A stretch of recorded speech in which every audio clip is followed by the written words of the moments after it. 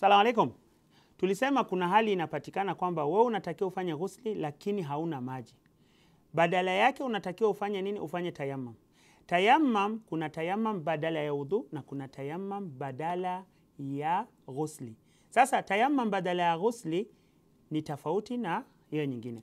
Tukisema badala ya udhu tu kwa haraka haraka ni kwamba lazima utafute sehemu kuna udongo ama kuna mchanga. Upige mkono lakini unatakana usikue na pete. Upige kwenye mchanga, alafu hapa kwa hii kiwango cha nini? Cha kichwa tu peke yake. Uchukue, upanguze, uvute, alafu mkono kuanzia hapa, unavuta mkono na hivyo kuisha. Hiyo ndio inaitwa tayammum badala ya nini? Badala ya udhu. Lakini badala ya ghusli utafanya hivyo hivyo, utapiga mara moja, upanguze kwenye kichwa, alafu kidogo na uvute chini, alafu mkono pia hivyo hivyo. Alafu tena unapiga mara nyingine, unarudia mkono. Inakuwa ni nini? Tayammum ya badala ya nini?